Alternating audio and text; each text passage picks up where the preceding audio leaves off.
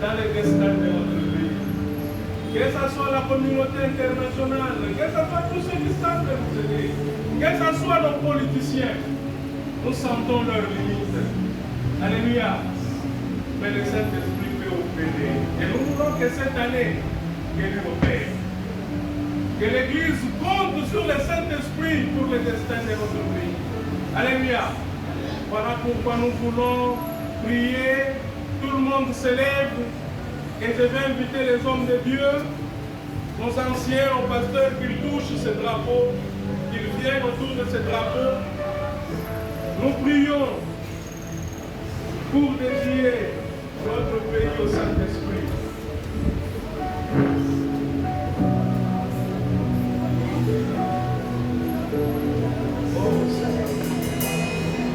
Élevons le roi.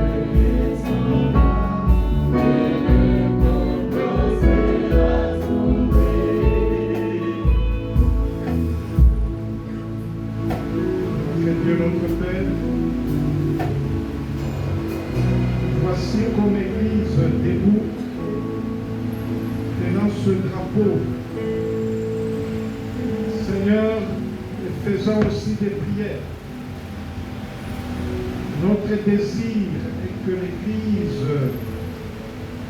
dans notre pays joue son rôle prophétique.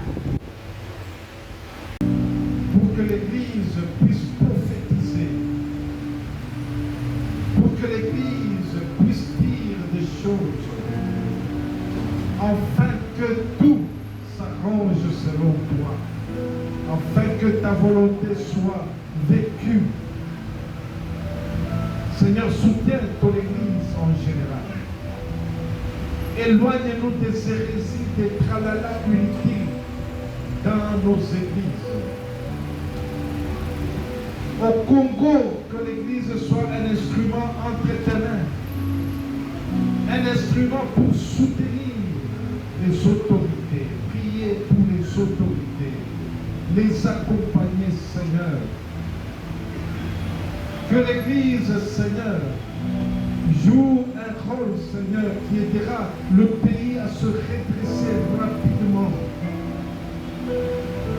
Seigneur, sanctifie ton Église pour que nos prophéties ne soient pas, Seigneur, données par haine. Seigneur, que les prophéties soient données, Seigneur, parce que nous t'aimons, parce que nous t'écoutons. Parce que c'est toi qui connais bien le pays.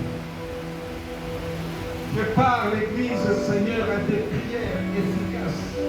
Des prières, Seigneur, parce que, Seigneur, nous attendons tout de toi.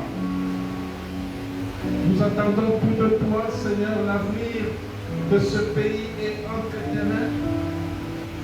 Mais nous savons que c'est un avenir heureux, notre Dieu. Soutiens les jeunes. Des enfants qui semblent être, Seigneur, perdus à cause de cette crise. Seigneur, nous les remettons entre tes mains. Jésus, soutiens les enfants, soutiens les jeunes. Que tu leur donnes l'espoir, Seigneur, l'espoir. Seigneur, parce que ce pays est entre tes mains. Soutiens les parents, Seigneur, dans ce pays. Les parents qui sont dépassés d'une manière ou d'une autre pour soutenir les familles. Seigneur, soutiens les parents et fais mes pères. Seigneur, nous voulons, Seigneur, que ce pays soit pour toi. Un pays pour ta gloire, au nom de Jésus. Amen.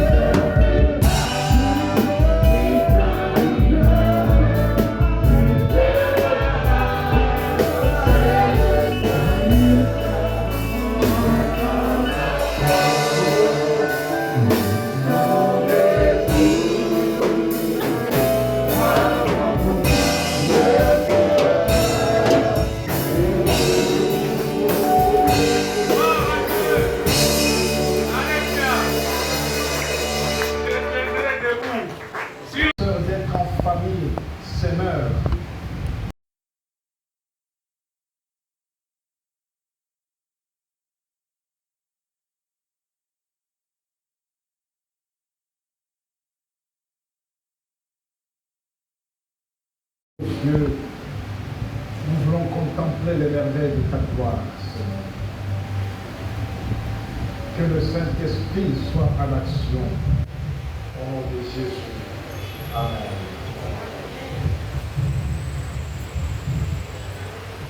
Les merveilles, la vie est précieuse. Bien-aimés, telle que nous la voyons, telle que nous la vivons, elle est merveilleuse. Parfois, nous ne comprenons pas l'importance de cette vie. Nous devons rendre des actions de grâce à Dieu à cause de cette vie. Je connais une histoire qui s'est passée.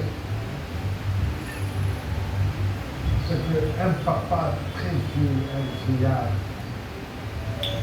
qui était rassasié de jours. Il voulait que la mort. Il appelle un jour ses enfants, ses petits-enfants. Moi, je n'ai plus besoin de tout ce que vous faites ici. Moi, j'ai besoin de la mort. Alors, les petits-fils disent, grand-père et les enfants du papa, nous sommes contents de te voir comme ça. Il dit, non, vous m'avez vu, ça fait vraiment plus de toutes ces années que j'ai. Vous m'avez vu pendant toutes ces années, mais je vais quand même disparaître. Ils ont parlé, papa a dit non, vraiment, moi je vais vivre. Et les enfants et les petits-enfants étaient très touchés, ils se sont rencontrés. Ils disaient, mais comment papa?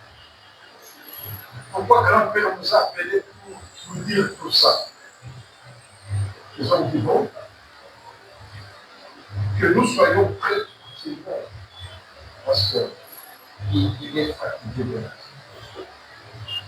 Alors ils ont donné rendez-vous à leur papa un jour pour donner leur réponse. Alors ils l'ont vu, ils ont dit, papa, grand-père, tout ce que tu as dit, nous avons écouté. Nous sommes venus te dire aujourd'hui que nous sommes prêts que tu meurs. Parce que tu es rassasié. Ce jour-là, le grand-père n'a rien dit, le papa n'a rien dit.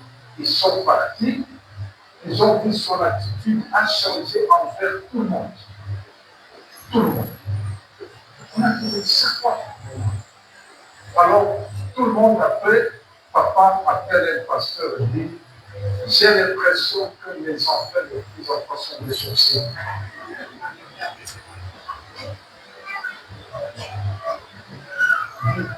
Toutes les années que moi j'ai vécu à cet âge, je n'ai jamais vu le sorcier en face. Ils sont venus, et mes enfants, et mes petits-enfants, ils se sont liés pour dire qu'ils cherchent ma mort.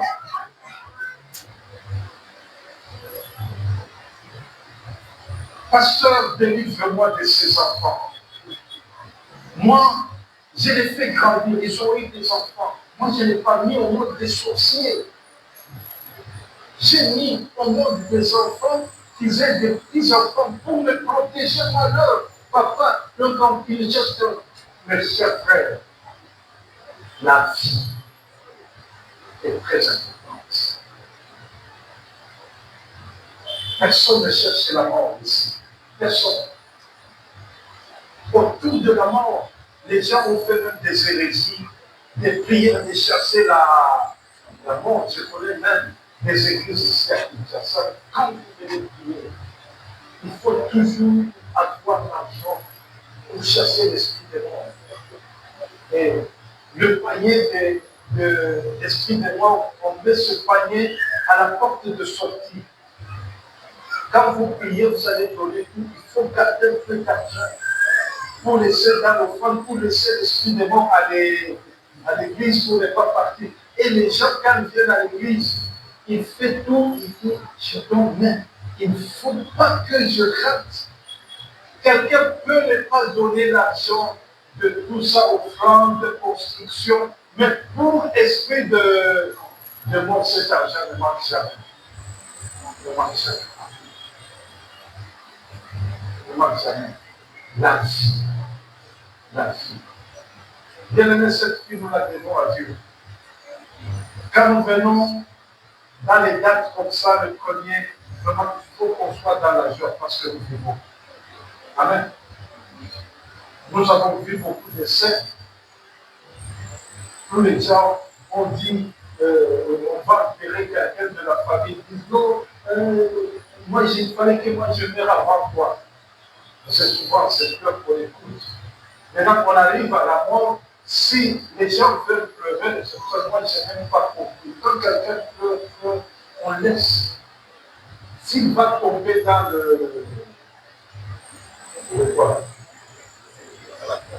dans la tombe, s'il tombe, est-ce que nous allons la laisser, la personne? Nous allons la faire sortir. Souvent les gens disent, non, moi je dirais mieux. Si maintenant on veut prendre, dire, alors nous permettons, mais nous allons pas. Mais les gens vont fuir là-bas. Les gens vont fuir. Bien aimé, tout ce que nous faisons, ce sont des émotions. Ce sont quand on pleure, quand quelqu'un est mort, il y a plus d'émotions que d'une vie saine, des déclarations sincères. Parfois, quand on est là-bas, quelqu'un dit non, moi je ne me mariais pas quand mon enfant meurt, mais après quelques jours, ce sont des sentiments, ce sont des émotions. Il ne faut pas prendre toutes ces paroles quand on les déclare là. Je dis que ça fait partie des émotions. Ça fait partie des émotions. Bien aimé, j'ai voulu seulement vous dire que la vie, elle est prête. C'est ce que nous avons de précieux. Personne d'entre nous ne devrait la perdre. Nous tous, nous voulons rester vivants jusqu'au retour de Jésus. Si nous allons mourir, on meurt à notre vie, c'est juste. Je meurs parce qu'il ne faut pas se suicider. Les gens qui se suicident sont des détraqués. N'est-ce pas? Ils sont des détraqués, je vois. Si quelqu'un veut se suicider, il faut l'amener au tribunal pour parler. Il se peut voir si sa tête tourne. Moi, je ne parle pas de l'église pour partir. Donc, ça ne marche pas. Parce que la vie, nous devons la protéger. Nous devons la protéger. Ok, c'est pour cela, nous allons nous mettre debout pour la vie que le Seigneur nous donne. Bien aimés, ceux qui sont en bas, partout, mettons-nous debout, acclamons pour ce Seigneur.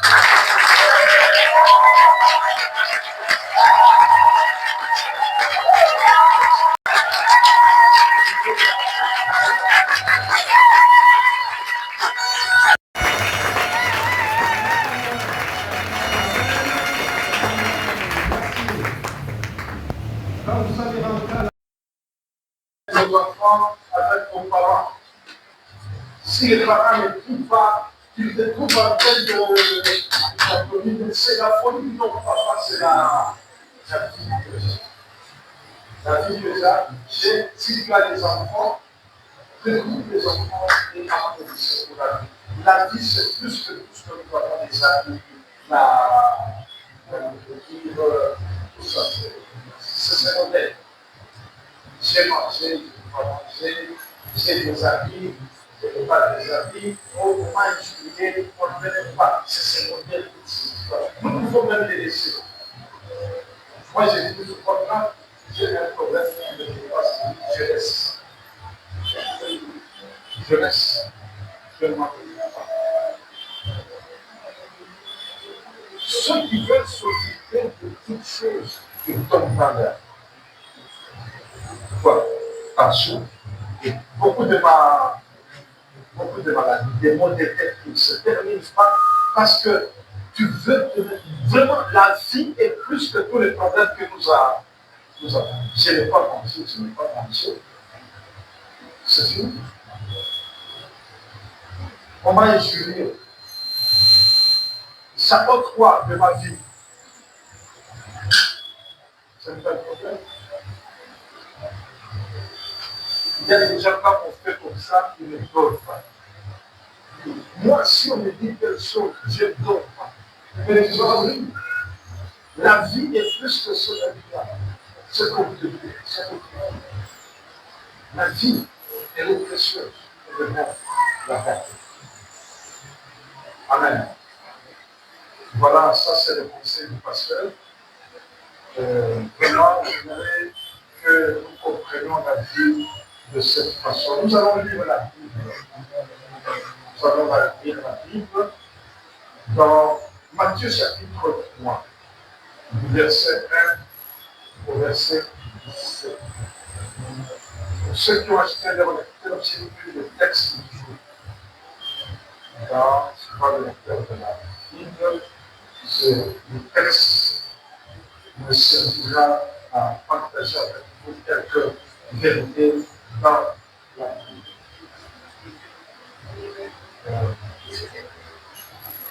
Nous pouvons, je sais que vous êtes numéro plusieurs fois, pour la parole de Dieu, nous allons nous mettre des mots pour lire ensemble cette fois.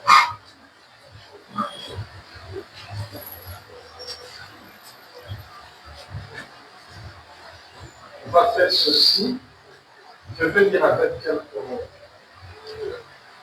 personnes. Une personne va lire totalement le texte de Papa Milan. Après, nous allons nous asseoir. Je vais vous montrer notre façon de lire ce texte. Matthieu 3, c'est le verset. Mais voyant venir à son baptême beaucoup de pharisiens et de sadducéens, il leur dit, race et libère, qui vous a appris à courir la colère à venir. Produisez donc du fruit digne de la repentance. Et ne prétendez pas dire en vous-même, nous avons Abraham pour père, car je vous déclare que de cette terre-ci, Dieu peut susciter des enfants à Abraham. Déjà, la lignée est mise à la racine d'Isaac. Tout arbre de l'homme qui ne produit pas de bons fruits sera coupé et jeté au feu. Moi, je vous baptise pour vous amener à la repentance. Mais celui qui vient après moi est plus puissant que moi, et je ne suis pas digne de porter ses souliers. Lui, il vous baptisera de Saint-Esprit et de feu. Il a son manne à la main, il nettoyera son herbe, et il amassera son blé dans les greniers. Mais il brûlera la paille dans un feu qui ne s'éteint point. Alors Jésus vint de la Galilée au Jourdain vers Jean pour être baptisé par lui. Mais Jean s'y opposait en disant, c'est moi qui ai besoin d'être baptisé par toi, et tu viens à moi. Jésus lui répondit, laisse faire maintenant car il est convenable que nous accomplissions ainsi tout ce qui est juste. Et Jean ne lui résista plus. Dès que Jésus y était baptisé, il sortit de l'eau, et voici les cieux s'ouvrirent, et il vit l'Esprit de Dieu descendre comme une colombe et venir sur lui. Et voici une voix fit entendre des cieux ces paroles, celui-ci est mon fils bien-aimé, en qui j'ai mis toute mon affection. Amen. Amen. Merci. Alors, nous allons lire le même texte toujours avec 4 volontaires. 4 volontaires. Moi, je serai parmi les volontaires. Il y a un qui va lire les paroles de Jean-Baptiste, un autre va lire les paroles de Jésus, un autre va lire les paroles de Dieu. 3 personnes. Alors, je demande qui va lire les paroles de Jean-Baptiste. Un volontaire, Jean-Baptiste. Voilà. Jean-Baptiste. Jésus. Jésus. Dieu. C'est mal à comprendre. Nous faisons Dieu. Venez ici, prenez le micro. On va lire le texte ensemble. Toi, tu vas lire la partie de Jean-Baptiste, Jésus, dans la partie de Dieu. Parce que vous regardez le tableau. On va dire ça. Ok, on va le baptiser. Mais voyant venir à son baptême beaucoup de pharisiens et de sadducéens, il leur dit: Père, grâce du Père, qui vous a appris à fuir la colère à Jésus, non à grand prophète. Car je vous déclare que c'est bien aussi, Dieu fait susciter des enfants à Abraham. Déjà, la première est mise à la racine des arbres. Tout arbre donc qui ne produit pas des bons fruits sera coupé et jeté au feu. Moi, je vous baptise d'eau pour vous amener à la repentance. Et celui qui vient après moi est plus puissant que moi, et je ne suis pas digne de porter ses souliers. Lui, il vous baptisera du Saint-Esprit et du feu. Il a son... Mais Jean s'y opposait en disant: C'est moi qui ai besoin. C'est moi qui ai besoin d'être baptisé par toi et tu viens à moi. Jésus lui répondit: Laisse faire maintenant, car il est convenable que nous accomplissions ainsi tout ce qui est juste. Et Jean ne lui résista plus. Dès que Jésus eut été baptisé et venu sur lui, et voici une voix fit entendre des cieux ces paroles: Celui-ci est mon fils bien-aimé, en qui j'ai mis toute mon affection. Merci. Ça change. C'est même quand vous lisez avec beaucoup de personnes et vous sentir ça. Et vraiment, le thème qui m'intéresse aujourd'hui serait qu'on affiche ce thème: de ressembler Jésus. De ressembler Jésus. Bien-aimé, vous savez que la meilleure chose que moi et toi, nous avons choisi, c'est Jésus. Jésus dépasse tout ce que nous devons avoir dans notre société. Nous devons entretenir vraiment Jésus dans notre vie. Être avec Jésus dépasse tout ce que nous pouvons avoir. Et Jésus joue une place très considérable. La Bible, quand nous la lisons, on l'appelle Fils unique de Dieu. Dans l'Ancien Testament, on appelait d'autres personnes Fils de l'homme, Fils de Dieu. Mais normalement, cette appellation est uniquement pour Jésus. Nous sommes les enfants de Dieu, mais Jésus, on l'appelle fils unique de Dieu. Donc, la Bible, bien aimé, quand nous la lisons, il y a l'Ancien et le Nouveau Testament. Dans l'Ancien Testament, ceux qui ont écrit l'Ancien Testament ne savaient pas ce qu'il dit. Si on allait écrire tout ce que nous lisons dans le Nouveau Testament, mais vous allez vous rendre compte que toute la Bible ne parle que de Jésus. J'aime beaucoup cette question que nous nous posons souvent quand nous méditons des textes bibliques. Dans ce texte, il y a-t-il quelque chose que Dieu nous montre au sujet de la personne de Jésus? Bien-aimé, Jésus, nous pouvons le lire dans beaucoup de textes, dans l'Ancien et dans le Nouveau Testament. C'est pour cela que les 66 livres de la Bible ne parlent que de Jésus. Comprendre bien la Bible, c'est dégager Jésus dans tout ce que nous lisons. Une bonne prédication, c'est une prédication qui centre tout sur la personne de Jésus. D'ailleurs, je ne sais pas si vous vous êtes rendu compte, quand vous méditez, on pose la question, y a-t-il un exemple à suivre, à ne pas suivre? Vous allez vous rendre compte que dans la Bible, il y a des gens qui ont fait de grandes choses. Mais vous voyez leur vie, il y a des exemples à ne pas suivre. Ils sont nombreux dans la Bible. Vous les connaissez comme Samson, Adam et Ève. Ce sont nos ancêtres, mais dans leur vie, dans leur engagement, ils ont eu des exemples à ne pas suivre. L'unique personne dans la Bible où toute sa vie, c'est pour nous des multiples exemples à suivre, il n'y a que Jésus. Amen.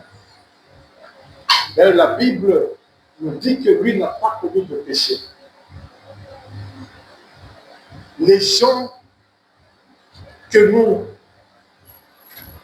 nous essayons de parler en bien dans la Bible, comme David, l'homme selon le cœur de Dieu, mais il a commis de péché. Même si on appelle Jésus fils de David, parce que David était roi, selon Dieu, mais David a commis de péché. Mais Jésus, lui, n'a pas commis de péché. Bien-aimés, le texte que nous lisons nous fait ressortir Jésus. Nous fait ressortir Jésus et aussi, nous devons nous poser aussi des questions de savoir dans beaucoup d'aspects de notre vie, dans 2024, comment nous avons été avec Jésus. Quel a été l'impact de Jésus dans notre vie? Beaucoup de questions sur notre vie avec notre Seigneur Jésus-Christ. Ça peut être des questions personnelles, du pâturage aussi de l'Église. Ça peut être toutes ces questions. Bien-aimés, le texte que nous lisons, on nous parle de Jean-Baptiste. Ça, c'est un homme exceptionnel qui a compris qui était Jésus dans sa vie. Jean-Baptiste, quand on parle de lui, bien-aimé, vous allez trouver que parfois, c'est lui qui pouvait être le sauveur. Et les gens, vraiment, l'ont trouvé quelqu'un de Dieu. Jésus vivait avec des gens, mais pas Jean-Baptiste. Jean-Baptiste était isolé. Nous pouvons dire qu'il était dans un état de jeûne perpétuel. Même sa nourriture, le miel est souterraine. Les habits, ça lui disait absolument rien. Parce que ce qui le préoccupait, c'était le message qu'il avait reçu de Dieu, qui était même prophétisé par Esaïe. Et c'est ce qui le préoccupait. Et les gens le voyaient apparaître pour l'écouter. C'est pour cela qu'il a baptisé beaucoup de gens, à cause de son témoignage. Bien-aimés, vous voyez la société dans laquelle nous sommes. Pourquoi les gens ne changent pas? Les gens ne changent pas parce qu'ils ne voient pas des modèles. Ils ne voient pas des modèles. Pourquoi nous disons que les jeunes, ce temps-ci, on ne sait pas, ils sont vraiment comme ivres. Pourquoi? Parce que les jeunes n'ont pas des modèles. Ils n'ont pas de modèles. Les modèles commencent déjà dans la famille parce que les parents travaillent beaucoup. Quand un papa quitte la maison le matin, il ne sait pas quand est-ce qu'il va rentrer à la maison. Donc la situation économique fait à ce que même les parents cessent d'être des modèles auprès des enfants, que papa doit être à la maison à telle heure. Papa peut... vraiment, beaucoup de familles ont perdu même cette façon de manger ensemble, n'est-ce pas? Papa, maman et enfants mangent ensemble. Il y a des familles qui le font. Mais ces familles ne sont pas nombreuses. Parce que papa, si vous allez attendre papa jusqu'à ce qu'il va venir pour manger, est-ce que les enfants vont supporter? Non. Les enfants doivent manger. Ils doivent manger. C'est pour cela chacun mange au moment où il est disponible. Il va à la cuisine, il prend ce qu'il y a à manger. Et pourtant, ce n'est pas bon. En famille, les gens doivent apprendre de rester, de manger ensemble. Et ça dérange. Les jeunes ne savent pas préparer. Pourquoi? Parce qu'on est tous occupés. Parce qu'on n'est pas occupé, on doit acheter des prêts à manger. On doit acheter. Et quand on achète ça, moi je vous ai donné cette histoire ici, ce qui est vrai dans notre église. Quand j'étais encore étudiant en théologie, j'ai vu un jeune qui voulait prendre une fille en mariage, mais le garçon, tu vois, les garçons, quand ils commencent à se retirer, il a honte de dire, il le fait par les attitudes pour que la fille comprenne. Les filles aussi comprennent toujours avec le retard que le monsieur a déjà changé de position. Alors, c'est tout un problème. Après, la fille se plaint sur le pasteur, dit voilà, je vois l'attitude. Comme l'homme avait déjà changé de position. Le pasteur dit, mais pourquoi tu as de telles attitudes? Il dit, pasteur, moi je ne peux pas prendre cette fille en mariage. Elle ne s'est pas préparée. Elle ne s'est pas préparée, mais qu'est-ce qu'elle va faire à la maison? J'ai dit, mais comment toi tu sais que, pasteur, si tu vois que moi je mens, toi, tu l'invites à préparer. Tu vas voir si elle se prépare. Après, tu me donnes des conseils après. Alors, le garçon t'aimait, alors, j'appelle la fille, je lui donne l'argent. Je dis, bon, tel jour, tu vas venir préparer, tu achètes ce que tu trouves bien.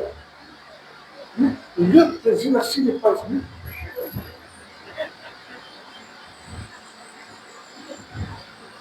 À ce moment-là, ma famille était à Lubumbashi. Je pensais manger ce qu'elle allait préparer. Elle n'est pas venue. Après, le garçon m'appelle pour dire, elle est passée, je dis non, elle ne viendra pas, elle ne s'est pas préparée. Ce que je te dis, pasteur, c'est vrai, elle ne s'est pas préparée. Elle est venue un jour après. Oh, beaucoup d'explications. Je donne un autre rendez-vous, la même chose. Après, je comprends. Maintenant, mettez-moi à ma place. Moi, je suis pasteur, un garçon vient de dire ça. C'est pour ça que vous mettez parfois les pasteurs dans tellement beaucoup de difficultés. C'est pour ça que l'Église doit mettre trop de programmes pour aider les gens. Tu vas dire au garçon de refuser, ou bien lui dire que je ne peux pas prendre une femme qui ne s'est pas préparée, et le garçon met le pasteur dans ses responsabilités, et le pasteur constate réellement que la fille ne s'est pas préparée. Alors, toutes ces habitudes viennent de quelque part. Est-ce que vous pensez qu'une maman aimerait que sa fille ne sache pas préparer? Non. Ce sont les circonstances qui font qu'on n'a pas ce temps. On trouve la facilité. On n'a pas ce temps. Bien-aimés dans le Seigneur, la situation économique a changé beaucoup de choses. Jean-Baptiste, il s'est mis dans la lignée de faire retourner les gens sur la vraie voie. Le baptême de Jean-Baptiste, on appelle c'est le baptême de la repentance pour préparer la première venue de Jésus. Alors, il a parlé, beaucoup de gens, en voyant le témoignage de Jean-Baptiste, ce qu'il était. Les gens venaient en grand nombre. Le témoignage, bien aimé, le témoignage. Les gens peuvent venir en grand nombre dans notre église si nous avons des gens qui ont un bon témoignage. Il y a des filles qui se posent des questions. Pourquoi moi on ne prend pas en mariage? Aussi le témoignage.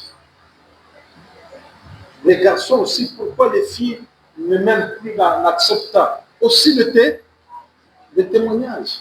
Bon, il y a aussi des calculs déjà, mais à un pourcentage élevé, c'est le témoignage.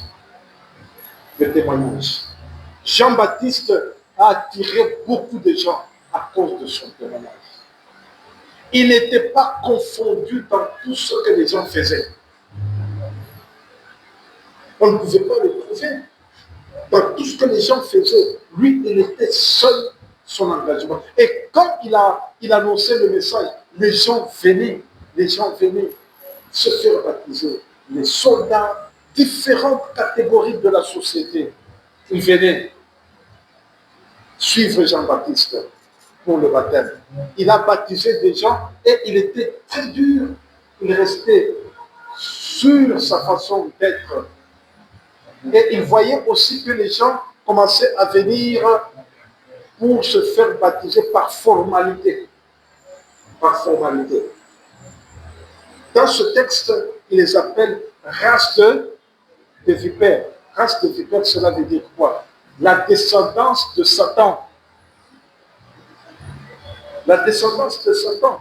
Donc, vous ne faites que ce que votre père fait. Mais ce que Dieu veut, c'est votre repentance, pas des formalités de changement.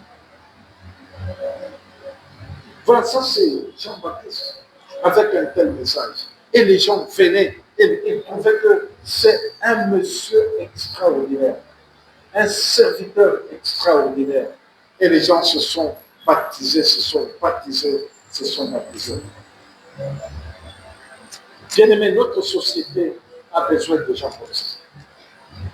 Notre société a besoin de gens qui restent constants dans leur façon de voir les choses. Pas des gens qui varient. Vous savez, vous connaissez je crois que nous tous nous mangeons des chenilles. C'est une période, après ça disparaît parce que la chenille subit le métanoïa, donc la transformation. Donc, parce qu'il devient un papillon, le papillon ne redeviendra pas chenille. C'est différent d'un caméléon. Le caméléon change selon la couleur qui est là. C'est très différent. Mais Jean-Baptiste, lui, prêchait le métanoïa, la transformation. La transformation. Il ne voulait pas que les gens viennent se faire baptiser parce qu'on voit des gens aller se faire baptiser. Aller se faire baptiser. Dans d'autres versions, dans d'autres évangiles, il dit même aux soldats de prendre malhonnêtement les choses. Et chaque catégorie de personnes essaie de les mettre dans leur situation. Cessez de faire ce que les gens voient en vous. Cessez de le faire. Dieu a besoin des gens comme ça pour notre société, surtout le temps que nous vivons comme ça, où les gens injurient. Mais nous ne pouvons pas injurier. Nous ne pouvons pas les juger. Au moment où il y a le tribalisme, mais nous ne pouvons pas être le tribalisme. Au moment où les gens volent, nous ne pouvons pas voler. Nous ne pouvons pas dire que non, c'est ce que tout le monde fait. Bien-aimés, Dieu a besoin des gens qui restent constants dans leur engagement.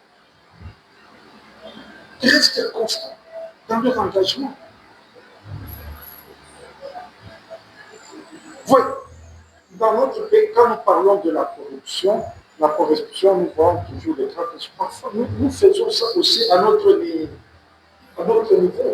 avec les gens de la SNL. Nous le faisons, mais on a déjà même oublié que c'est le péché. Tout ce que nous faisons, tu ne vas pas payer la facture. Quelqu'un de la SNL vient, tu dis non, prends ça. Alors le monsieur de la SNL dit non, je ne coupe pas. Mais c'est la corruption. C'est la corruption.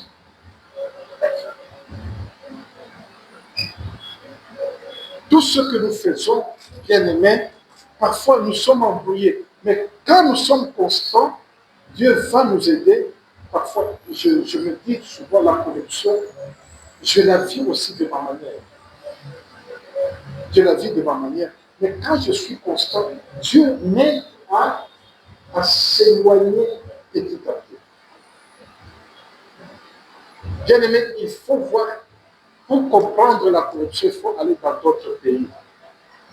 Je prends par exemple en Malaisie.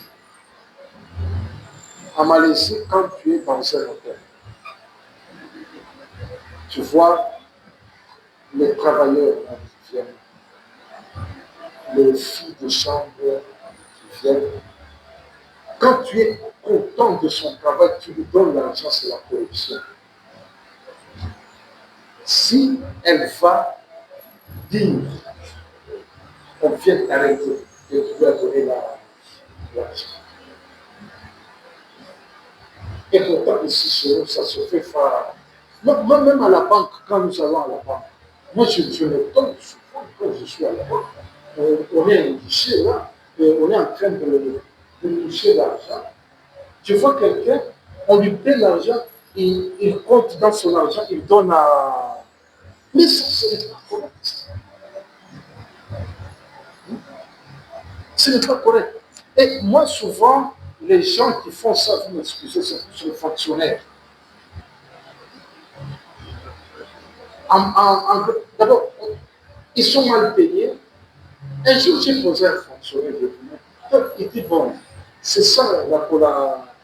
Après, il va se prévenir, on m'a donné des refaits, et toi, tu es donné, quelque chose. Bien aimé, donc, c'est vraiment très compliqué.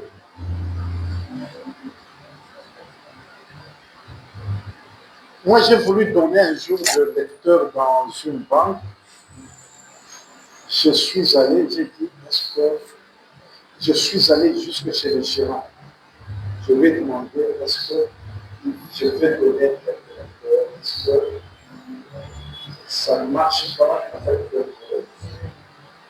Il m'a dit, comment c'était. Quand les gens le font en cachette, c'était plus dans notre banque. Mais viens demain, je veux demander au chef. Alors je suis revenu, il a dit le chef a accordé.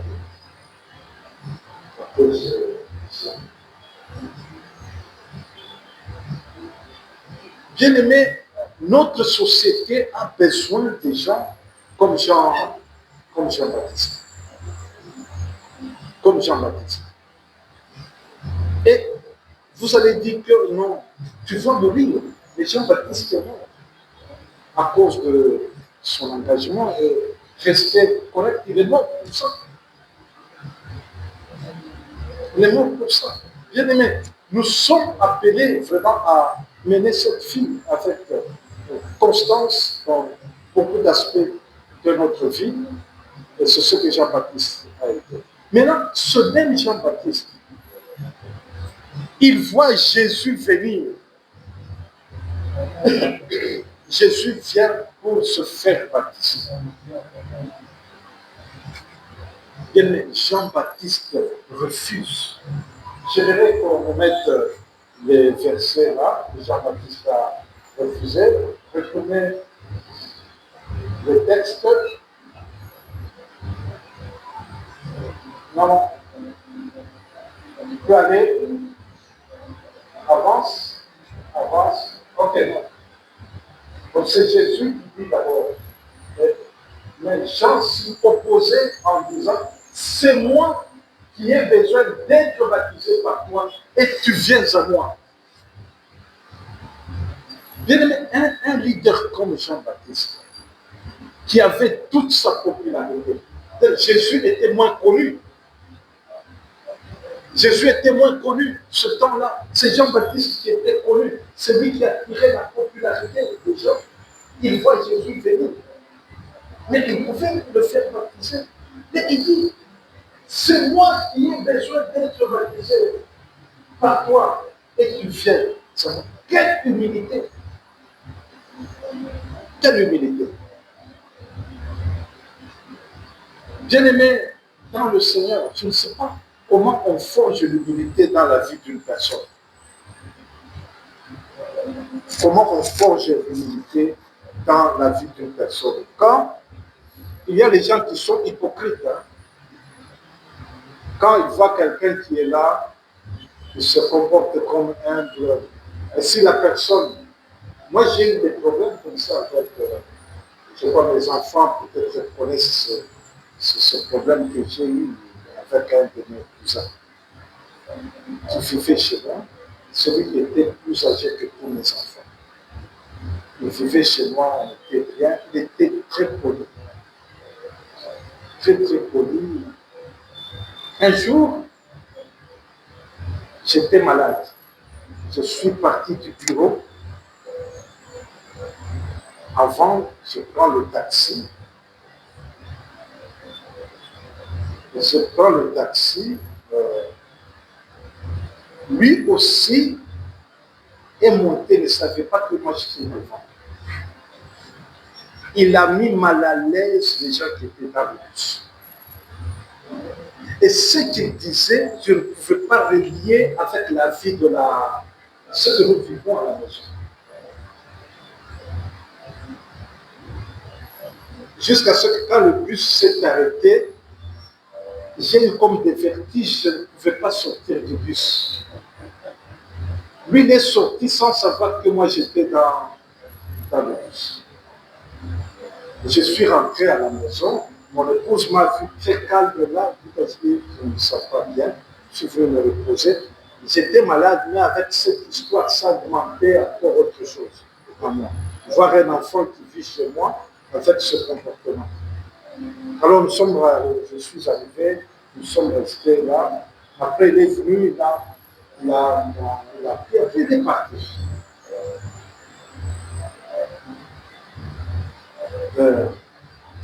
J'ai dit à mon épouse que je dois aller en ville parce que je pouvais prendre un produit. Je vais en ville pour prendre un produit. Maintenant, vous ne connaissez pas bien moi. J'étais dans un coin où je passais. Je me suis croisé avec le même jour, je ne sais pas comment tu as fait ça. J'ai rencontré mon cousin là avec la démarche que je n'ai jamais même rêvé. Que chez moi à la maison, quelqu'un marchera comme ça.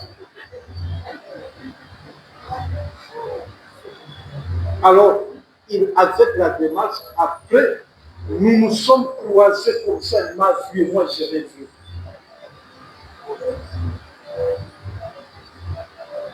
Il m'a vu, je me suis tenu calme, après je n'ai rien dit. Parce que lui aussi m'a vu.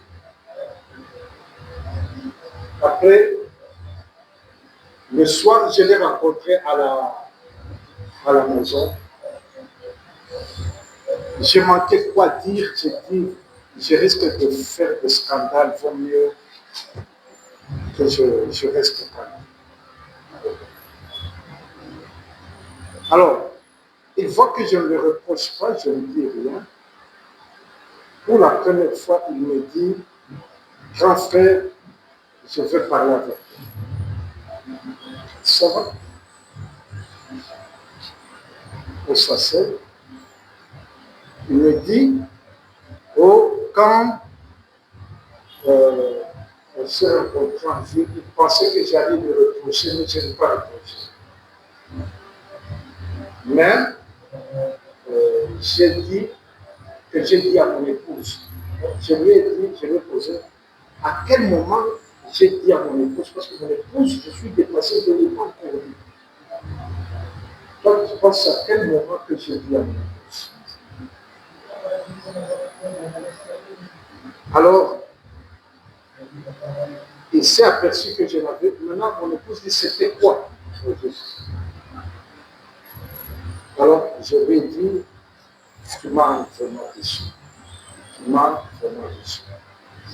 Elle dit, non, moi j'ai voulu te dire que je veux quitter la maison.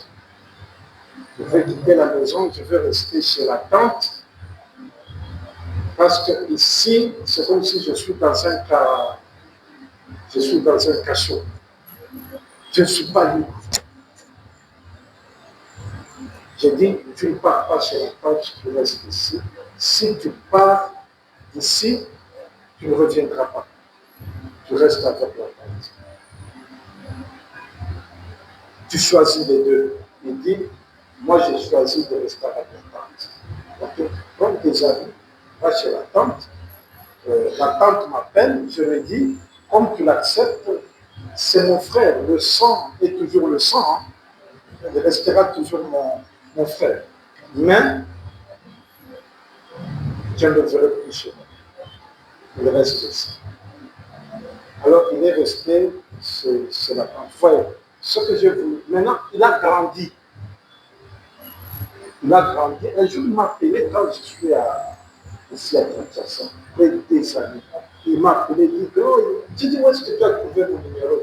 Il dit, comment va-t-elle? Il commence à demander les enfants. Ils ont des enfants. Il dit, j'ai mon pasteur ici. Alors, il passe son pasteur.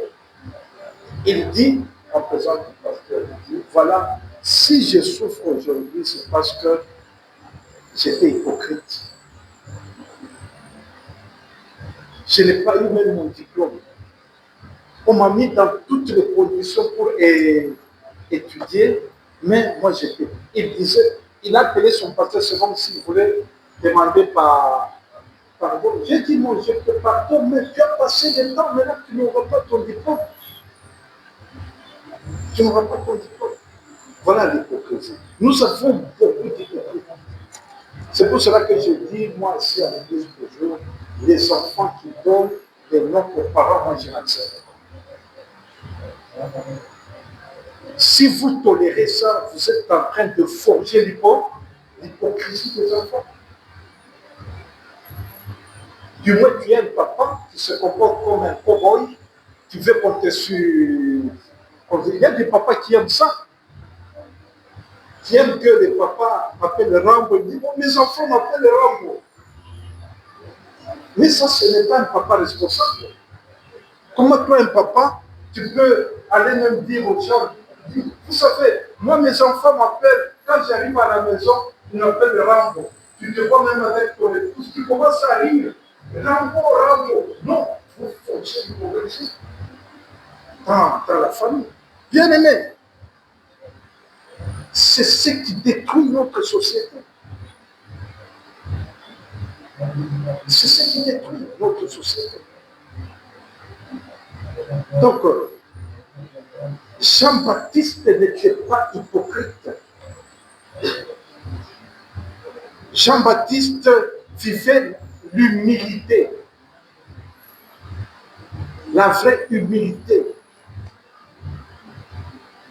Bien-aimés, forgeons cette société pour l'humilité. Il y a des gens, nous disons parfois, nous souffrons dans notre pays. Mais nous faisons souffrir même des gens dans nos propres maisons. Nous faisons souffrir des gens parce que nous ne sommes pas humbles, nous voulons que tout. Moi, quand je sortais à la maison ce matin, j'ai dit à ma fille, j'ai dit, mais tu pas. Aujourd'hui, c'est la grande fête. À l'église, les gens s'habillent. Tu n'as pas des habits pour faire. Elle me dit que ce qu'elle a apporté, c'est ce qu'elle trouve bien pour aujourd'hui. C'est ce qu'elle trouve bien. Tu n'as pas. Moi, j'ai le temps de t'attendre pour que tu changes de habits. Il dit non, papa, ce que j'ai appris aujourd'hui, c'est ce que je voulais. Ouais. Il y a dans des maisons, c'est les parents qui sacrifient. Les enfants ne sacrifient pas. Parfois, c'est la femme, bien c'est l'homme, et les autres. L'humilité, c'est quoi? L'humilité, c'est chercher à tout moment que les autres apparaissent supérieurs. Amen. Supérieurs. À vous, Jean-Baptiste. Ça, c'est le caractéristique du leadership authentique. Le leadership selon Jésus, l'humilité. Nos leaders politiques ne sont pas humbles. Tous, sans exception. Ce sont des orgueilleux. Et un vrai leadership doit être caractérisé par l'humilité. C'est pour cela que nous trouvons que le vrai leadership, c'est le leadership selon Jésus. Ça cause de l'humilité. C'est le leadership selon Jean-Baptiste. Ça cause de l'humilité. Bien aimé. Notre société est en train de périr parce que tout le monde veut être au-dessus de tout. Moi, j'ai vu même le jour ici de la fête, j'ai voyé les enfants, j'ai vu mon petit-fils, là, comment? Lui, on lui a donné un rôle à jouer dans la pièce théâtrale. Il a préparé. Mais il n'est pas chef d'orchestre, il n'est pas celui qui dit à tel moment, c'est elle qui intervient. Mais lui pense que quand elle va venir à l'église, c'est lui qu'on doit donner d'abord en premier lieu le micro sans entendre le chef d'orchestre, celui qui après, il a commencé à tout moment prendre le micro, il dit non, ce n'est pas ton tour. Il va. Après, il veut prendre le micro, il dit non, ce n'est pas ton tour. On va t'appeler ton tour. Après, il s'assoit. Un autre temps, il va prendre le micro, il dit ce n'est pas ton tour. Après, il dit non, ces gens ne m'aiment pas. Ces gens ne m'aiment pas. Il veut que les autres parlent. Mais moi, maintenant, quand son tour est arrivé, on lui donne, il est déjà fâché, il échoue de parler. Il échoue de parler. C'est ça. Vraiment, quand nous manquons d'humilité, nous ne pouvons pas aider les autres. Nos églises sont détruites parce que parfois les serviteurs ne sont pas humbles. C'est une humilité apparente, mais ce n'est pas une humilité sincère. On ne peut pas construire une église. Notre pays, avec tout ce que nous voyons, c'est par contre d'humilité. C'est par contre les églises, c'est la même chose.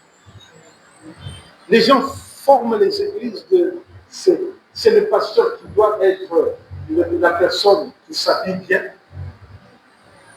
C'est le pasteur qui doit avoir les souliers que personne n'a jamais eu dans l'église.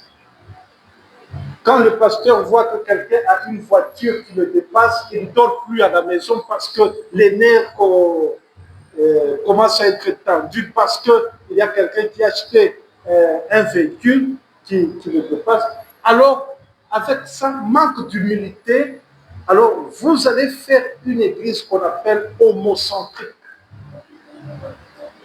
Une église où tout est centré sur l'homme du pasteur. Bien aimé, quand vous faites une église qui est centrée sur l'homme du pasteur, déjà, ce sont les hérésies qui commencent.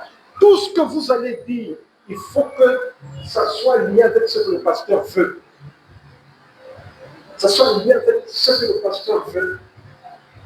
Si vous dites des choses contrairement à ce que le pasteur veut, déjà, c'est le début des problèmes. Ce n'est pas différent de la politique. La politique, ce que vous devrez dire, ce que votre chef veut. Quand vous dites ce que le chef ne veut pas, on vous dit il faut faire quoi? Démissionner. Il faut démissionner. Même s'il a fait mauvais, vous devrez dire que c'est bon. Bien-aimés, j'aimerais vous dire, il n'y a que l'Église qui peut travailler pour le bien du pays. Il n'y a que l'Église. Dommage que l'Église dans notre pays, c'est comme une église ivre. Une église qui ne sait pas là où elle va. Parce que c'est l'Église qui développe ces valeurs d'humilité, de chercher le bien de l'autre. C'est l'Église qui a ça, de renfermer, d'aider, de soutenir, de se dire la vérité.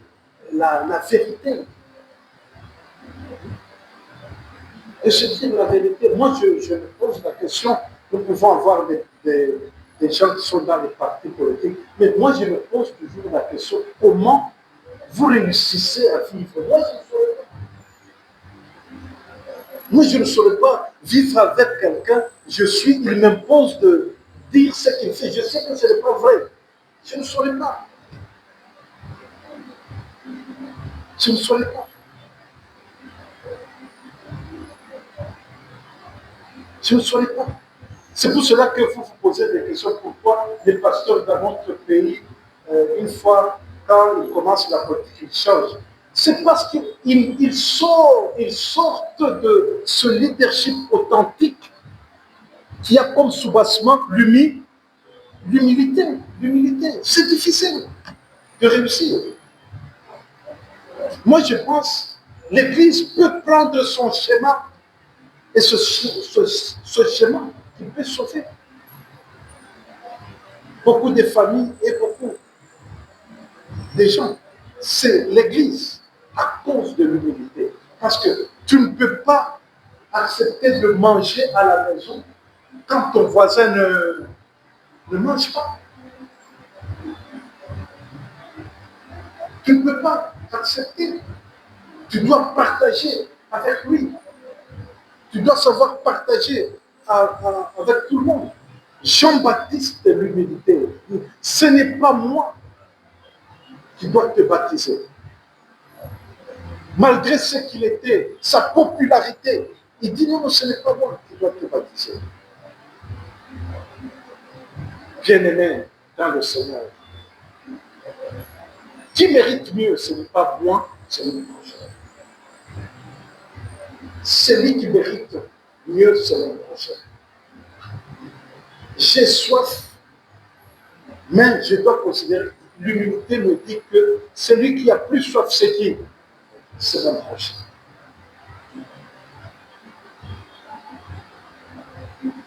Jésus a dit même ça aux pharisiens.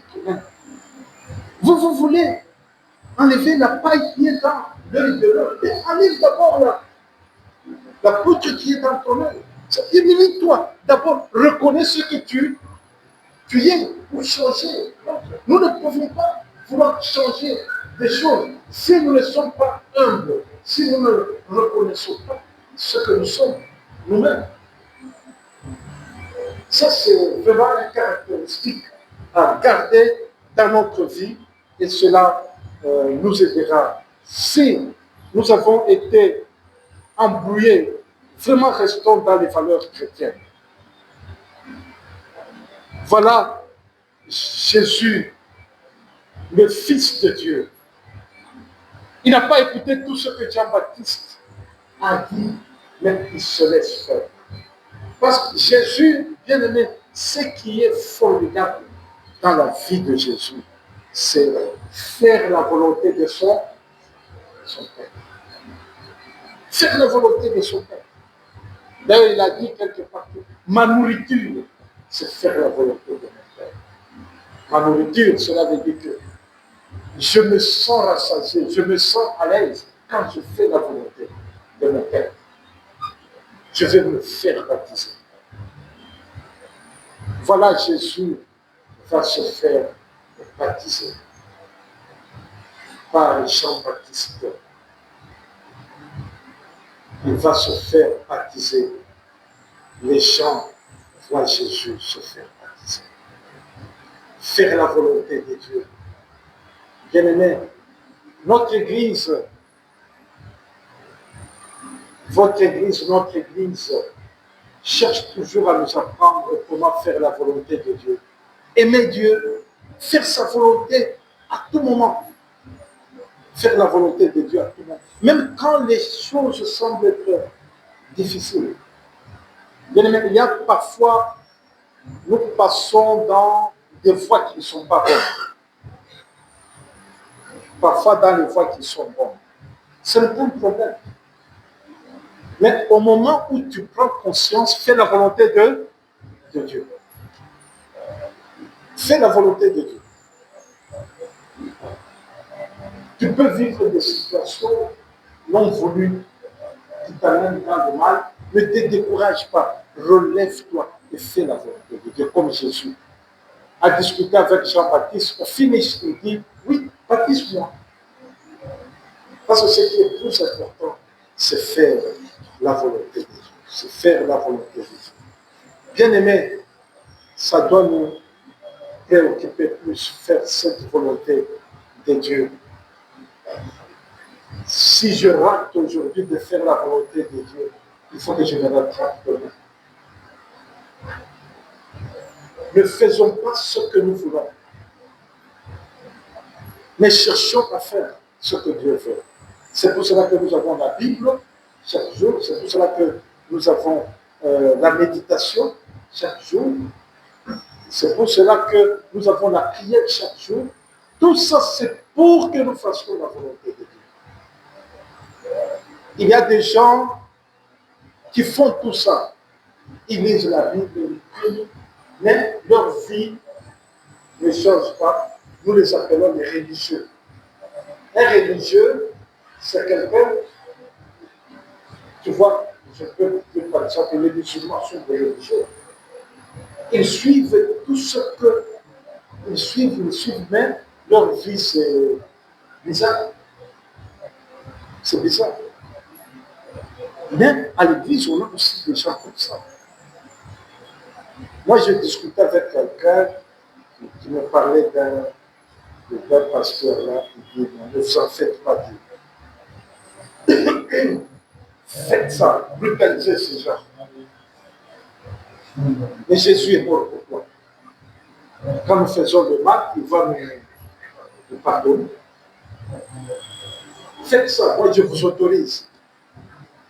Si c'est gifler, vous viendrez, nous allons demander pardon. Donc, ça que les gens, dans nos églises, il y a plus de religieux que des chrétiens. Je dirais utiliser chrétiens comme disciples. Les religieux, c'est quoi? C'est quelqu'un qui suit tout ce qu'on dit à l'église, mais sa vie ne change pas. Il n'y a pas de métanoïa. Donc il n'y a pas la transformation. Mais tout ce qu'on fait à l'église, on fait. Mais le changement, non. La transformation, non, on ne l'expérimente pas. Maintenant, écoute ce que Jean-Baptiste dit. Moi, je vous baptise pour la repentance.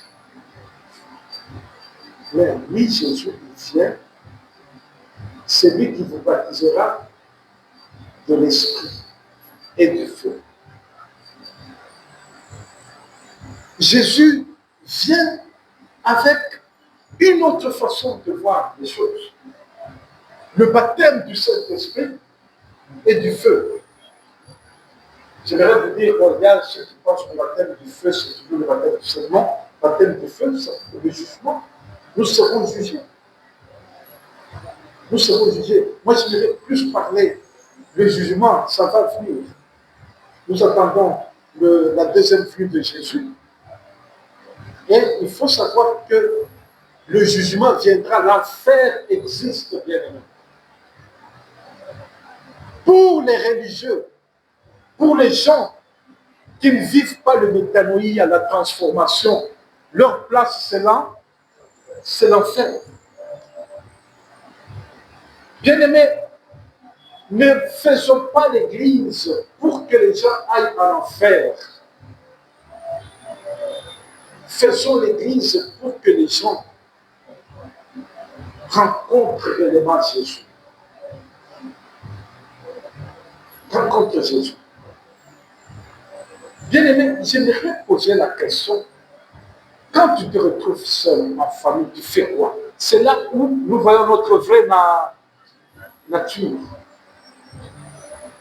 La vraie nature, nous la voyons à la maison. Moi, je me retrouve parfois dans des réunions où, quand je parlais avec le pasteur, vous voyez que les gens pensent qu'être pasteur, c'est un privilège de manger. On était dans une réunion avec des collègues pasteurs. On était là, chacun devrait parler de comment il vit avec le Seigneur, tout ça. Mais il y a un qui a dit vraiment, moi, voilà, vous me laissez comme ça, il a expliqué, c'est bien plein de choses. Alors, au moment où mon tour, j'ai dit, en tout cas, la pastorale, c'est une vie de souffrance. Donc, ils ont vu. Donc, les gens sont vraiment très... Voilà, pour faire cette réunion, il fallait cotiser, n'est-ce pas? Il fallait cotiser. Nous avons cotisé en secret. Alors, on s'est rendu compte que celui qui a donné beaucoup d'argent, c'était moi. Et pourtant, il y a des gens qui ont plus d'argent de loin. Moi, je ne suis pas même peu. Ils ont donné moins. C'est moi qui ai donné plus d'argent. Alors, quand on faisait des commentaires, mais qui avait beaucoup d'argent dans cette réunion? C'est moi qui avais beaucoup d'argent parce que j'ai donné une contribution qui était élevée. Et pourtant, moi, j'ai donné cette contribution à cause du cœur seulement. C'est le cœur qui a donné, il n'avait pas assez de moyens. Alors, quand on était dans la réunion, on parle, c'est toujours des histoires de chercher des avantages. Alors, moi, je dis, mes chers frères, la vie du pasteur, c'est la vie de souffrance. Nous vivons la souffrance que les gens ne voient pas. Les gens ne voient pas le degré de notre souffrance. Parfois, les gens voient la partie apparente. Alors, je vais expliquer la souffrance du pasteur, et c'est dans cette souffrance que le pasteur bénéficie ce privilège d'intimité avec le Seigneur. C'est cette souffrance qui m'amène à aimer Dieu et à faire des choses au-delà de mes moyens. Parce que je souffre, je m'attache à Dieu et ça crée l'intimité et ça me donne des forces de faire des choses où les gens penseront qu'il a des moyens, pourtant il n'y en a pas. C'est la souffrance, c'est la figure. Alors, quand j'ai parlé de cet aspect, tout le monde était calme. Moi, je n'ai touché que les aspects souffrance. J'ai commencé à parler des aspects de souffrance. Voilà telle souffrance que j'ai eue. Voilà telle souffrance, voilà telle souffrance, voilà telle. Eux ont parlé des côtés de joie. Et après, j'ai dit comment toutes ces souffrances m'approchent du Seigneur. Mais fait que j'aime Jésus. J'aime Jésus. Je ne peux pas le lâcher à cause de cette souffrance. Alors, quand nous avons terminé la réunion, il y a un ami qui m'a dit, pasteur, vraiment, est-ce qu'on ne peut pas donner un autre rendez-vous? J'ai dit, bon, on peut te donner des rendez-vous. Bien aimé, j'aimerais vous dire que Jésus, il est notre modèle. Il est notre modèle, celui qui baptise du Saint-Esprit. Quand il nous baptise du Saint-Esprit, il nous donne des capacités de vivre sa personne. C'est lui-même qui l'a dit. le Saint-Esprit viendra vous enseigner tout ce que je vous ai dit. Le Saint-Esprit viendra me glorifier. Donc le Saint-Esprit que Jésus nous donne, nous baptise, c'est le Saint-Esprit qui nous amène à le ressembler. À le ressembler. Bien-aimés, vous comprenez que nous sommes à l'église pour nous ressembler à notre Sauveur. Nous voulons être comme Jésus. Nous sommes là pour ça. Il y a quelqu'un qui a fait un documentaire pendant ce temps-là en prenant les cas des pasteurs africains. Comment les pasteurs africains travaillent. C'est des méga-églises, des grandes églises.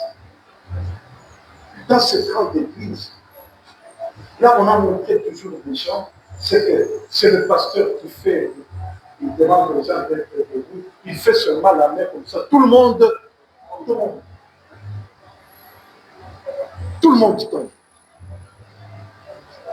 C'est le pasteur qui vient avec un ballon, on voit le pasteur entrer à l'église avec un ballon, il est en train de jouer au ballon, les gens tombent quand il dépasse les ballons, vraiment des choses comme ça. Et les gens à l'église sont contents. Le pasteur dit, aujourd'hui il va se battre avec un boxeur là de l'église. Il vient et il commence à se battre. Le pasteur fait dire, le boxeur tombe, les gens acclament. Vraiment, Dieu, c'est pour ça qui nous a fait. Et les gens sont dans ces églises, ils sont contents. Mais Dieu n'a pas envoyé Jésus pour ça.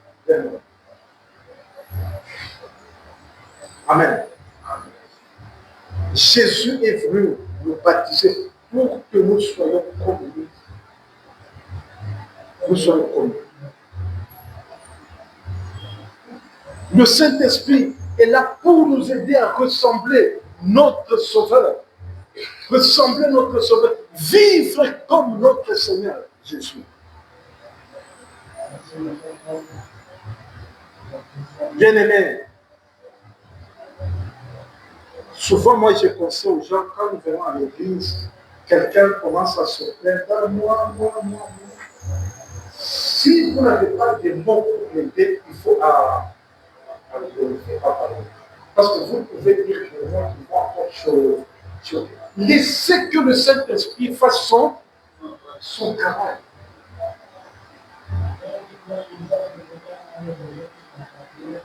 Alors quand moi je dis aux gens que moi je suis dans une église, j'ai fait des années, je n'ai jamais jugé des gens.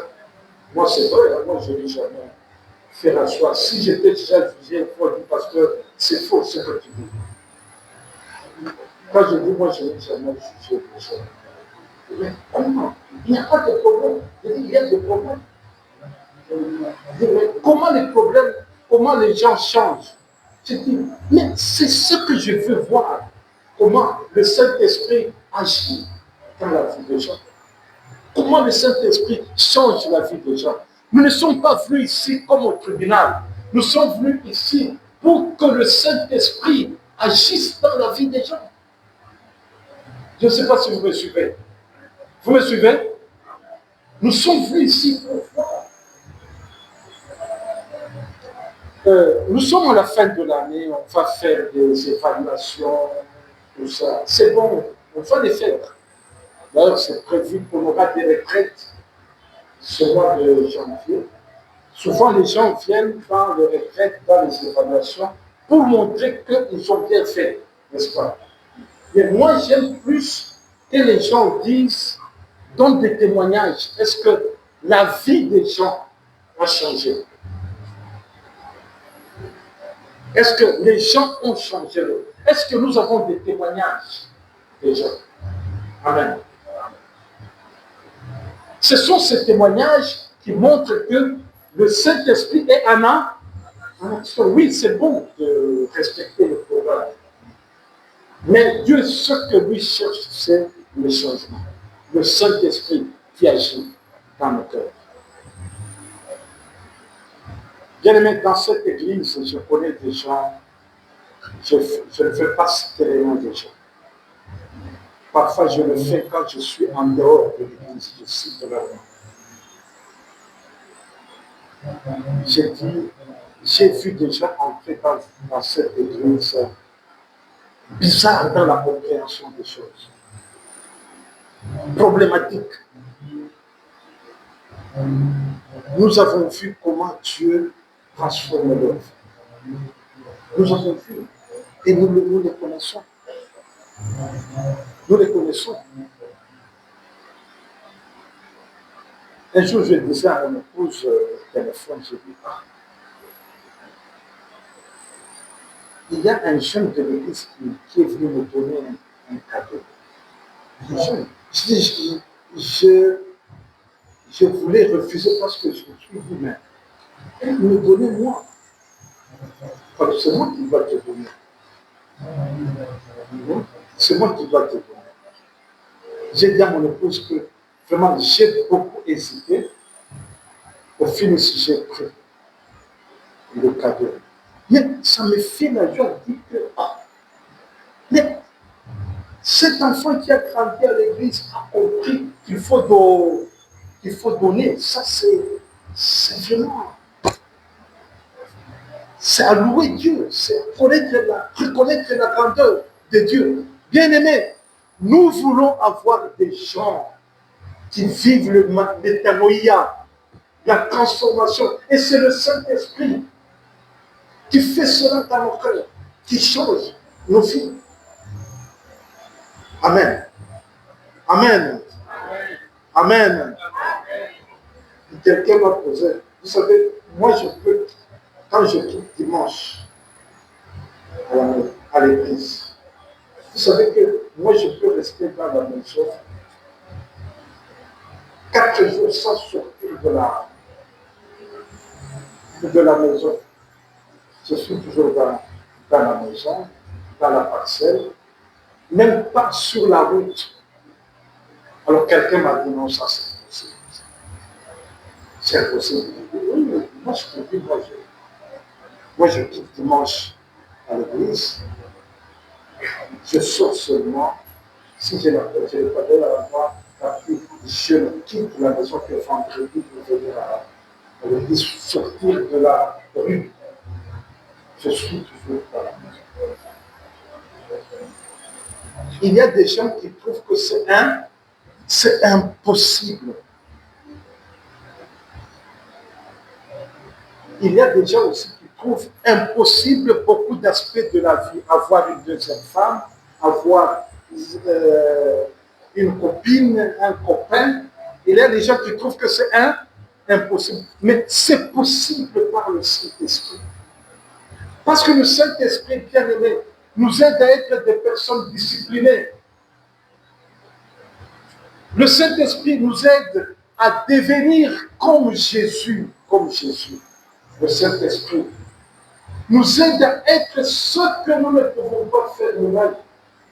Ce que nous ne pouvons pas faire nous-mêmes. Alléluia. Dans un monde qui vit dans des complications, dans des divisions, mais nous pouvons vivre avec tout le monde. Nous pouvons vivre avec tout le monde. Où les gens ne s'entendent pas, mais nous pouvons nous entendre à cause du baptême du Saint-Esprit.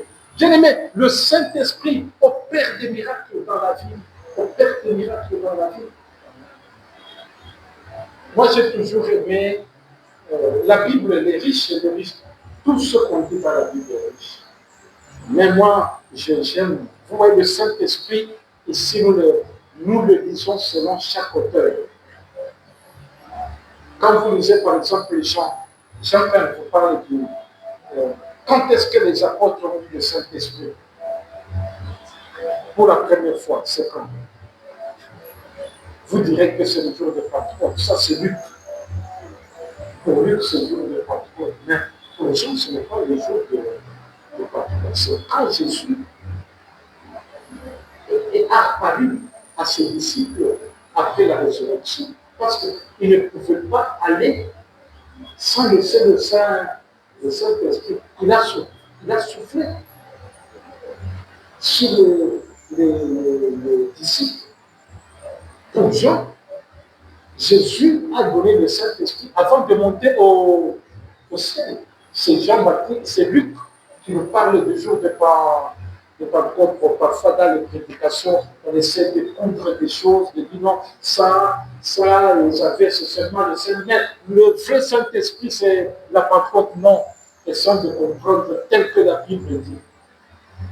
Maintenant, quand je parle de Jean, il parle de Saint-Esprit comme vraiment une opportunité pour notre transformation. Parfois, Jean-Baptiste et Luc, c'est le Saint-Esprit des actions, n'est-ce pas? Le Saint-Esprit qui fait des actions. Mais moi, je parle du Saint-Esprit qui nous transforme. Le Saint-Esprit doit nous transformer, le Saint-Esprit doit nous aider à faire des actions. Et quand le Saint-Esprit fait des actions, c'est faire la volonté de Dieu pour que les gens reçoivent Jésus, pour que les gens s'attachent à Jésus. Bien-aimés dans le Seigneur, ressemblons à notre Seigneur Jésus-Christ. Nous existons pour ça. Le Saint-Esprit Jésus est là. C'est alors que nous serons des Jésus. Nous serons des Jésus. Moi, j'étais très content quand les enfants ont fait le théâtre. Il y a des enfants que j'avais appelés Jésus. Il y a ceux qui ont joué le rôle de Jésus. Quand un enfant joue le rôle de Jésus, je devrais demander aux parents, pendant ce temps-là, quelle est l'attitude de l'enfant à la maison. Je ne sais pas qui est l'enfant qui a été comme Jésus. Le moniteur, c'est qui? Pas Baraka de maman. Pamela. Si Pamela était ici, elle est là, peut-être je vais lui poser la question après le film. Quelle a été l'attitude de Baraka pendant tout ce temps, quand il arrive à la maison, il dit, je suis Jésus.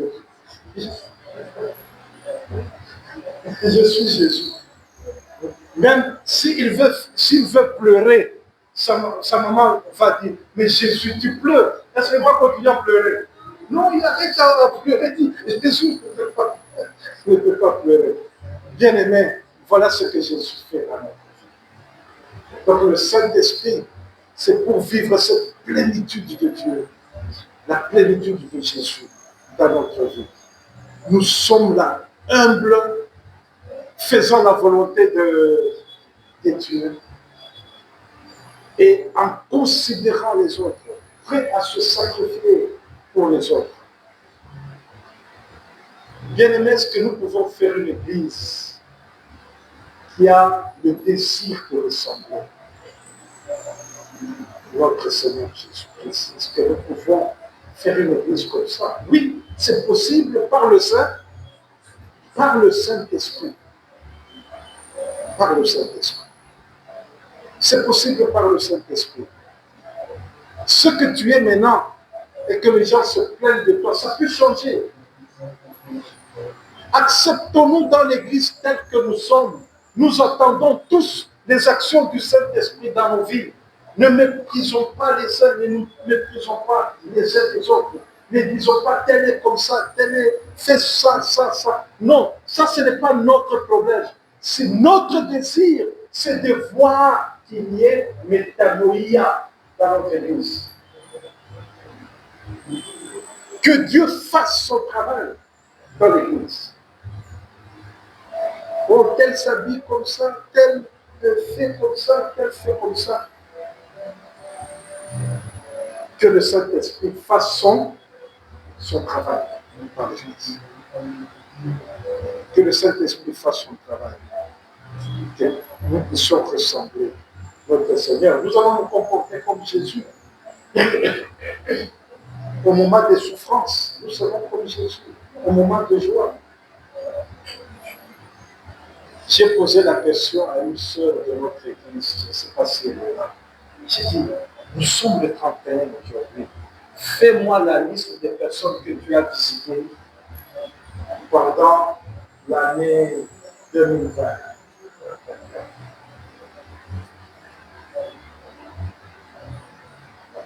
Il a fait semblant comme s'il m'a pas compris, j'ai répété encore. Ouais, la question, on ne la comprend pas si on ne veut pas répondre. Ça aussi, c'est un facteur, hein, ça vous savez. C'est pour cela que quand quelqu'un te pose la question, il dit autre. Donc, il ne veut pas répondre à la question. Après, elle réfléchit, dit pasteur Audrey, je l'ai cité est-ce que c'est normal? C'est normal que vous soyez membre d'une église et que toute une année, vous n'êtes pas allé chez quelqu'un de l'église. Une année. Ce sont des aspects qui peuvent montrer que le Saint-Esprit n'est pas encore rempli en nous à un niveau bien aimé. Quand nous sommes remplis de Saint-Esprit, nous ne savons pas contrôler notre vie. Amen. Nous ne savons pas contrôler. Nous sommes en train de faire des souscriptions. Il y a ceux qui prennent avec les souscriptions, chacun vit son expérience. Moi, je parle d'une famille que j'ai vu un enfant me donner la souscription. Je dis, mais toi, tes parents ont déjà donné. Comment toi, tu vas donner? Il dit, non, mais ça, c'est pour moi. Ah, c'est pour toi. Ok. J'ai vu. Donc, c'est comme si cette famille, ils ont fait une souscription familiale, après une souscription individuelle. Au moment où les gens pensent comme ça, il y a des autres aussi qui ne veulent pas donner des... C'est vraiment très compliqué. Vous pouvez comment comprendre dans une église, il y a des gens qui se précipitent pour donner des souscriptions. Il y a les autres, même quand vous lui demandez, c'est comme s'il n'a rien entendu des souscriptions. Bien aimé, il n'y a que la vie remplie du Saint-Esprit qui nous aidera à sortir de nos limites. Sortir de nos limites. Même moi, je connais que j'ai des limites. Mais ces limites, je les surmonte par le Saint-Esprit. C'est pour cela, chaque jour, aspirons une vie remplie de l'Esprit. Remplie de l'Esprit chaque jour. Aspirons une vie de l'Esprit.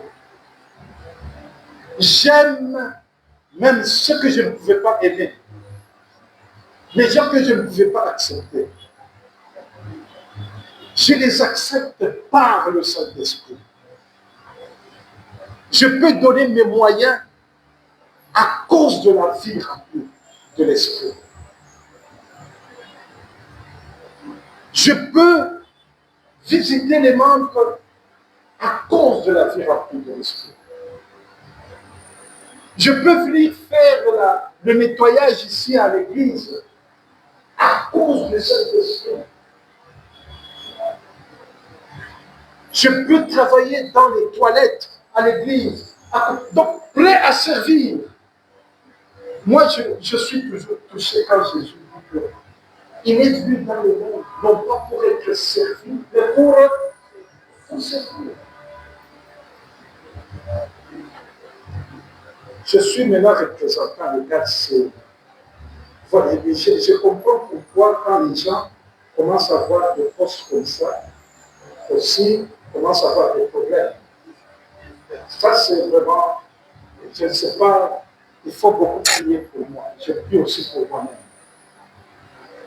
Parce que, qu'est-ce que je constate? Tout ce qu'on te propose, c'est pour que toi, tu aies des intérêts. Quand tu as des intérêts, tu donnes aussi ceux qui sont proches de toi, les uns, les autres. Alors, quand toi, tu as des intérêts, moi, je donne un exemple. On dit, par exemple, il faut nourrir le représentant. N'est-ce pas? Alors, quand je vois le nombre de sacs qu'on met sur la liste de les donner chaque mois. Je sais que chez vous, tu ne peux pas te laisser ça.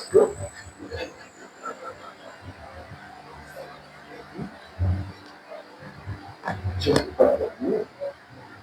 Je disais même à un de mes enfants, je vois l'année 2020, l'année qui s'est terminée. Hein? Nous sommes allés pour que j'achète un sac de... Ah oui, papa Richard est aussi avec moi. Alors, la maman, là où j'achète la farine, il dit, pasteur, la maman a cailloté. Qu'est-ce qu'il a trouvé d'autre chose? J'ai dit à la maman, là, j'ai fait une année sans acheter la farine. J'ai fait toute une année sans acheter la farine. C'est maintenant que la farine est terminée, je viens d'acheter, j'ai fait toute une année. Il y avait toujours la farine à la maison. Maintenant, on va m'acheter encore 3 sacs. Hein?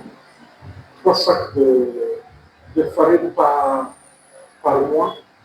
Alors, ce qui fait que, quand je dis non, réfléchissons comment nous cherchons des sacs de farine. Il y a aussi des pasteurs à quel niveau qui cherchent des farine. Essayons de repartir. Moi, je pense comme représentant avec ce que j'ai à la paroisse. En tout cas, pour que vous sachiez que je suis votre représentant, vous me donnez même un sac. Pour moi, ça me suffit.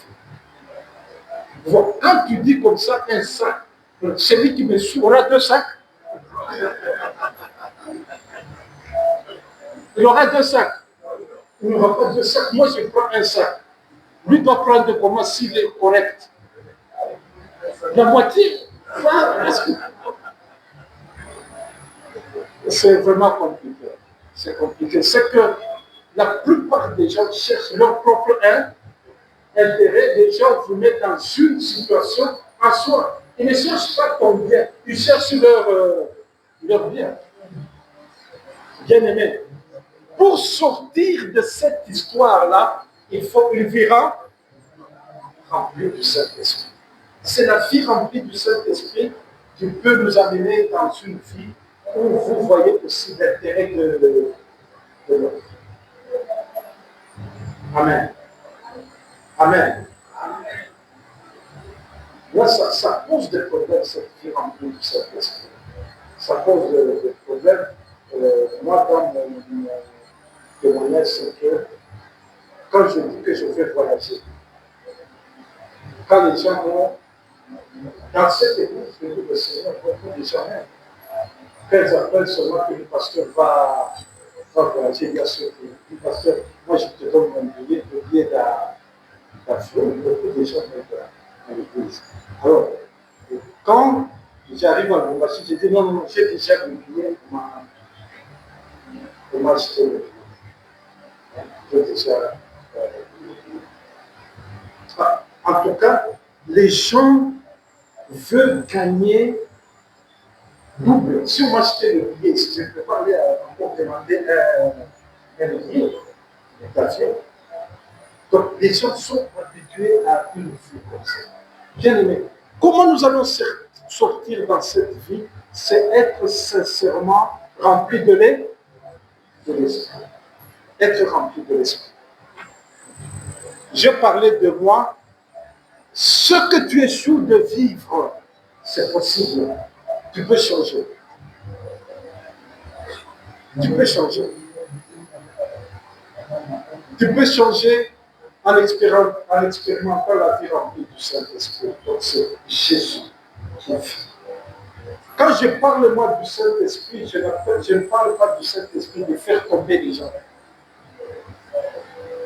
Comme je vous ai parlé de ces églises qui font tomber les gens qui viennent avec le box à l'église, qui viennent. Non, le Saint-Esprit qui nous transforme et qui nous aide à faire la volonté de Dieu, de travailler pour que cette volonté de Dieu soit.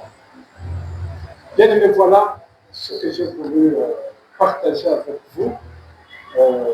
Vraiment, désirons la vie remplie du Saint-Esprit. Amen. Amen. Amen. Désirons la vie remplie du Saint-Esprit. C'est ce que Dieu attend de nous. Soyons différents du monde. Parce que nous sommes en train de subir la transformation chaque jour. Même cette transformation que nous avons maintenant, c'est en partie. C'est en partie. Mais Dieu continue à nous transformer. Nous allons nous mettre tous debout. On va chanter ce qu'on peut ressembler Jésus. C'est mon espoir. Je ne sais pas si on va réussir à afficher ça. Te ressembler Jésus. C'est mon espoir. Ok, merci. Dans la prière, tu diras quelque chose à Dieu. Après, je vais inviter les anciens de